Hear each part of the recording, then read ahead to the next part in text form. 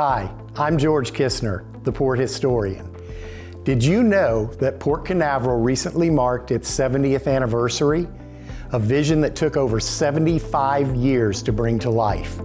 The port you see today bears little resemblance to its humble beginnings. On November 4th, 1953, Port Canaveral was officially dedicated with the USS McClellan proudly moored at the West Marginal Wharf. The ceremony drew a crowd of 2,600 attendees and was presided over by then Senator and former Florida Governor Spessard Holland Sr.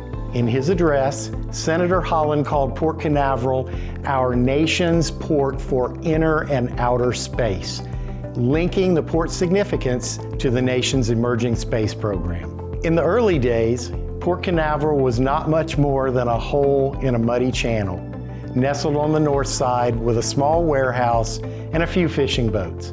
Our role back then was to be a drop point for commercial fishing and fuel distribution. It was just a few years later when the port welcomed its first commercial cargo vessel, the SS Merrimack Spruce.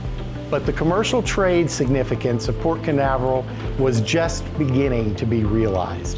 By 1966, cargo tonnage had surged to a staggering 1 million tons per year, signifying our rapid ascent as a major gateway. Today, the port's cargo throughput has grown exponentially, with an annual discharge of nearly 7 times that initial figure. Nearly 3 decades passed before the first cruise ship, the Scandinavian Sea, found its permanent berth at Port Canaveral. With the growing allure of Orlando's theme parks and the surging appeal of Cocoa Beach nearby, the cruise industry began to take notice of our port.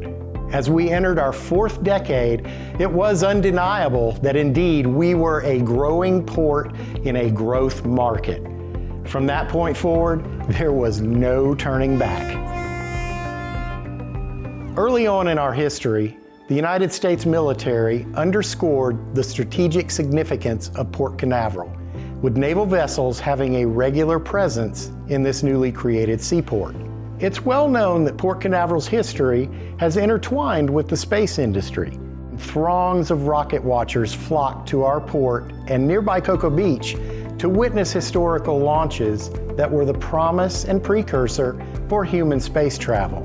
In the early days of the U.S. space program, our port was the scene of colossal Apollo rocket boosters strapped onto barges transiting through the Canaveral Lock.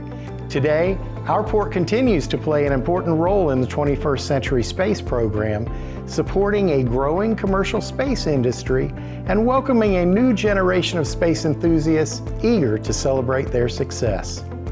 That sleepy, muddy-watered Port Canaveral of back then has grown to be one heck of a thriving maritime powerhouse today.